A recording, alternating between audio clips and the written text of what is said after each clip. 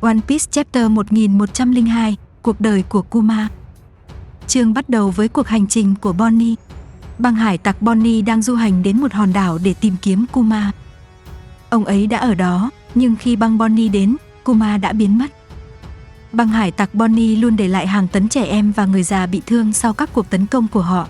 Thực ra họ là lính hải quân bị biến đổi bởi sức mạnh của Bonnie, nên hải quân tin rằng họ thực sự là những tên hải tặc độc ác. Kuma biết rằng Bonnie đang tìm kiếm mình, nhưng ông biết mình không thể gặp cô bé. Chuyển đến cảnh khi Luffy nhận được tiền truy nã đầu tiên.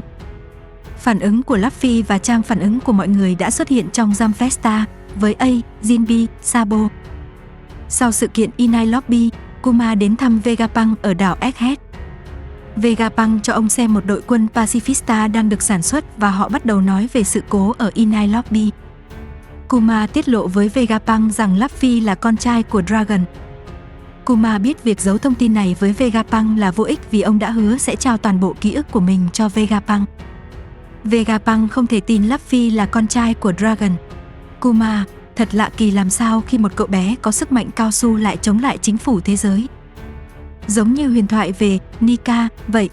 Vegapunk, đúng vậy ha, pe.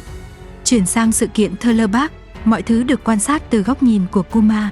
Kuma đã thấy băng mũ rơm chiến đấu với Moria. Sau khi cuộc chiến kết thúc, Kuma nhận được cuộc gọi từ Dendenmushi với mệnh lệnh chuẩn bị cho cuộc chiến chống lại Dâu Trắng. Chuyển cảnh đến Sabaody, tại nơi Bonnie xuất hiện lần đầu tiên. Sự thật là Kuma cũng có ở đó và ông đang trốn bên ngoài nhà hàng, nhìn Bonnie qua cửa sổ. Kuma mỉm cười khi nhìn thấy Bonnie. Con bé đã trở thành một hải tặc mạnh mẽ. Kuma nghe nói về sự cố của Thiên Long Nhân nên ngay lập tức dịch chuyển lên mái nhà của phiên buôn người và nhìn vào trong. Kuma bị sốc khi phát hiện ra Luffy đấm một Thiên Long Nhân để bảo vệ một người cá.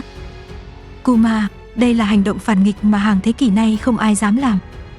Sau đó là trận chiến giữa Kizaru, Sentomaru, Pacifista và băng mũ rơm từ góc nhìn của Kuma. Luffy, mình không thể cứu họ. Ngay cả đến một người đồng đội cũng không cứu nổi. Kuma nghĩ thầm, điều đó không đúng chút nào. Tất cả các bạn đều chưa sẵn sàng cho tân thế giới. Đừng đến đó cho đến khi cậu sẵn sàng, bởi vì cậu là người mà một ngày nào đó có thể cứu thế giới này. Tại đảo Egghead, Saturn ra lệnh cho Vegapunk đặt thêm một công tắc tự hủy cho Kuma để đề phòng bất trắc. Vegapunk cố gắng thương lượng các phương pháp khác cho phép Kuma giữ được ý thức, nhưng Saturn khẳng định tâm trí của Kuma phải bị xóa sạch. Saturn, ta cũng là một nhà khoa học. Giở trò gian trá với ta cũng vô nghĩa thôi, Vegapunk. Vào ngày cuối cùng của cuộc sống bình thường, ngay trước trận chiến thượng đỉnh ở Marineford, Kuma và Vegapunk đã nói lời chia tay nhau. Vegapunk đã lập trình cho Kuma để chiến đấu với hải tặc Dâu Trắng trong cuộc chiến, nhưng Kuma yêu cầu Vegapunk lập trình cho ông để bảo vệ Thousand Sunny. Kuma, tôi rất muốn thấy sự trưởng thành của mũ rơm. Nhưng vì tôi không thể làm được nên ít nhất tôi muốn bảo vệ mái nhà của họ. Vegapunk, Kuma, sao cậu lại đặt niềm tin vào Luffy nhiều như vậy? Kuma, tôi biết Nika chỉ là huyền thoại. Nhưng tôi đã hứa với Bonnie rằng một ngày nào đó, chiến binh giải phóng sẽ đến giải thoát cho con bé. Hành động của Luffy khiến tôi cảm động. Tôi nghĩ cậu ta là người có thể sẽ thay đổi cả biển cả một ngày nào đó. Kuma đã trao ký ức của mình cho Vegapunk như ông đã hứa. Ký ức của Kuma giống như một bản sao của ký ức gốc, vì vậy Kuma không quên bất cứ điều gì khi lấy nó ra bằng sức mạnh của mình. Ngoài ra, ký ức sẽ biến mất khi ai đó chạm vào nó, vì vậy Vegapunk đã phát triển một hệ thống để quan sát và nghiên cứu nó mà không cần chạm vào chính quả cầu ký ức. Khi Kuma lôi ký ức của mình ra, toàn bộ cuộc đời của Kuma lóe lên trước mắt ông và tất cả khuôn mặt của những người ông yêu thương xuất hiện: bố ông, mẹ ông, Ivankov, Ginny, Bonnie.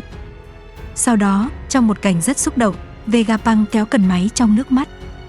Máy bắt đầu xóa bỏ ý thức của Kuma, có những tia sáng chiếu lên đảo Egghead, giống như ở nhà thờ của Kuma khi ông nhận sát thương từ người khác. Tất cả các nhà khoa học và Sentomaru đang cùng nhau cúi đầu chào tạm biệt. Ở trang cuối cùng của chương, đoạn hồi tưởng kết thúc và chuyển sang phòng Nikyu ở đảo Egghead.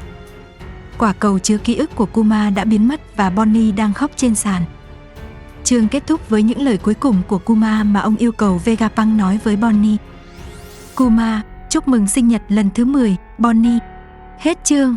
Tuần sau nghỉ, cả Shonen Jump sẽ nghỉ vào dịp lễ Giáng sinh. nhưng có thể thông tin chương tiếp theo vẫn sẽ được tiết lộ.